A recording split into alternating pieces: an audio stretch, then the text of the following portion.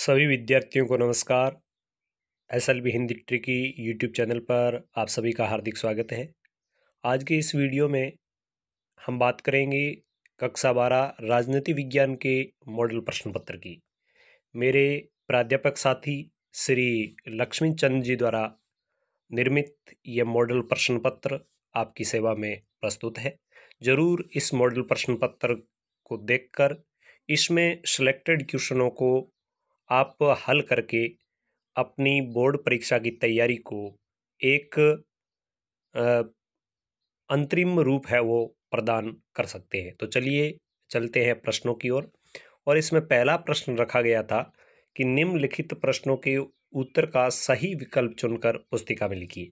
प्रश्न नंबर 1 था, वर्तमान में गुट निरपेक्ष आंदोलन में कितने सदस्य? आपको सदस्य बताने हैं। दूसरा प्रश्न है, सोवियत संघ के विघटन के लिए किस नेता को जिम्मेदार माना गया था? प्रश्न नंबर तीसरा है कि भारत और पाकिस्तान के बीच 1948 में हुए युद्ध के फलस्वरूप कौन से दो प्रांत बने? प्रश्न नंबर 4, विश्व स्वास्थ्य संगठन निम्नलिखित में से किस संगठन का उत्तराधिकारी है? प्रश्न नंबर 5, परमाणु अप्रसार संधि किस सन में हुई? आपको सन का चयन करना है। प्रश्न नंबर 6, 1992 में संयुक्त राष्ट्र संघ का पर्यावरण और विकास सम्मेलन कहाँ आयोजित हुआ? प्रश्न नंबर 6, देशी रियासतों के एकीकरण में किस भारतीय नेता ने महत्वपूर्ण भूमिका निभाई? इसके बाद प्रश्न नंबर 7 है, भारतीय जनसंघ के संस्थापक कौन थे? प्रश्न नंबर 8, 1992 में संयुक्त राष्ट्र संघ का पर्यावरण और विकास सम्मेलन कहाँ हुआ था? यह प्रश्न रिपीट हुआ है, कोई बात नहीं, इसको आप रिपीट मान लें। प्रश्न नंबर 9, स्वतंत्र पार्टी का गठन किया गया था, किसने किया इनमें से? प्रश्न नंबर 10, योजना आयोग की स्थापना कब की गई? ध्यान दें, यह अब नीति आयोग है, लेकिन अपने प्रारंभिक रूप में यह योजना आयोग था। चिपको आंदोलन किस से संबंधित है, यानी इनमें से किस विषय से संबंधित है? प्रश्न नंबर 12, निर्मल और स्थिर शासन जिस दल प्रणाली का दोष है वह कौन सी है?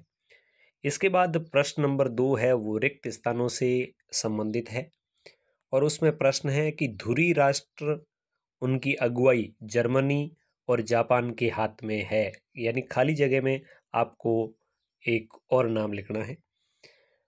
खाली जगह का दूसरा प्रश्न, संयुक्त राष्ट्र संघ का मुख्य उद्देश्य क्या है? खाली जगह में भरना है। सोवियत राजनीतिक प्रणाली की विचारधारा किस पर आधारित है? प्रश्न नंबर 4, संविधान में कितने अधिकारों की गारंटी दी गई है और हर नागरिक को का अधिकार प्राप्त है, यानी किस प्रकार का अधिकार प्राप्त है? प्रश्न नंबर 5, दलित पैंथर्स नामक संगठन का निर्माण किसने किया और किस सन में हुआ? प्रश्न नंबर 6, बहुजन समाज पार्टी के संस्थापक कौन थे? इसके बाद बात करें तो अति लघुतरात्मक प्रश्न शुरू होते हैं प्रश्न नंबर 3 के अंतर्गत, और वे है, यूगोस्लाविया में एकता कायम करने वाले नेता कौन थे? वारसा संधि की स्थापना का मुख्य उद्देश्य क्या था? लेनिन के उत्तराधिकारी कौन थे? सोवियत संघ का अंतिम राष्ट्रपति कौन था? स्वतंत्रता के बाद दक्षिण एशिया के किन दो देशों में आज तक लोकतांत्रिक व्यवस्था कायम है? प्रश्न नंबर 6, महाराष्ट्र और गुजरात राज्य का गठन किस सन में हुआ? प्रश्न नंबर 7, भारत सरकार ने योजना आयोग के स्थान पर किस नई संस्था की स्थापना की है? तो ये हम पहले पढ़ चुके हैं, नीति आयोग है।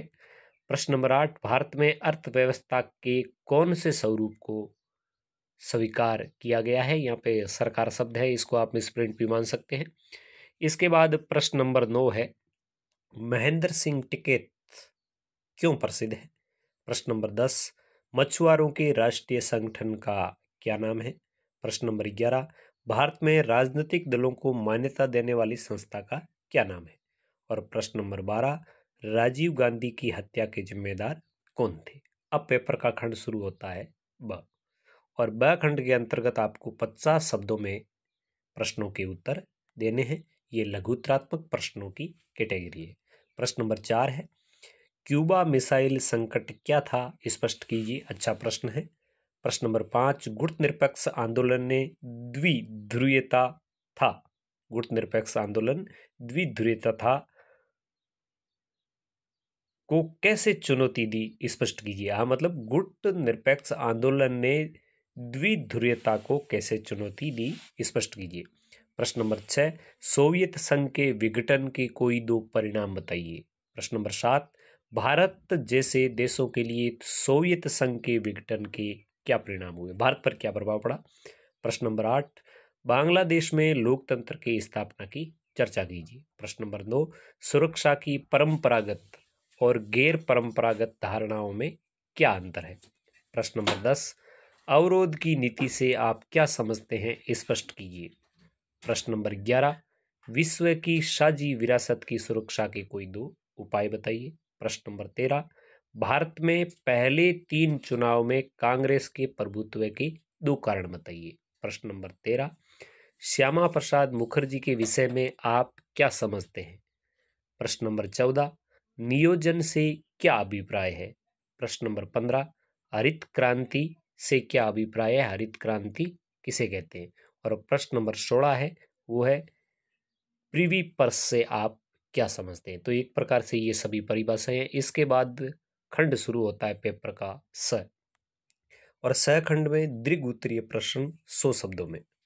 प्रश्न नंबर 17 है, भारत सरकार श्रीलंका के तमिल मुद्दे पर प्रत्यक्ष रूप से कब और किस रूप में शामिल हुई, अथवा भारत और बांग्लादेश सहयोग के मुद्दों को स्पष्ट कीजिए। प्रश्न नंबर 18, विश्व राजनीति में पर्यावरण की चिंता के कारणों को स्पष्ट कीजिए, अथवा पर्यावरण के संबंध में दक्षिणी और उत्तरी गोलार्ध के देशों के दृष्टिकोण में क्या अंतर है।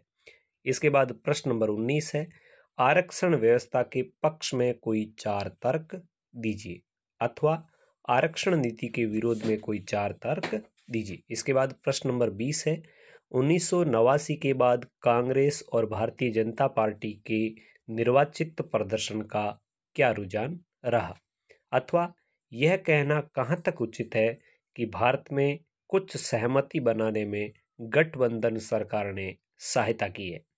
इसके बाद पेपर का खंड शुरू होता है द, और द में प्रश्न पूछे जाते हैं लगभग 250 शब्द।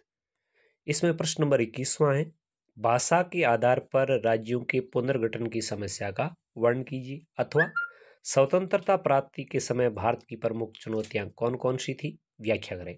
प्रश्न नंबर 22, कांग्रेस सिंडिकेट पर विस्तार से लिखिए, विस्तार से वर्णन करना, अथवा 1969 में कांग्रेस पार्टी के विभाजन के क्या कारण थे।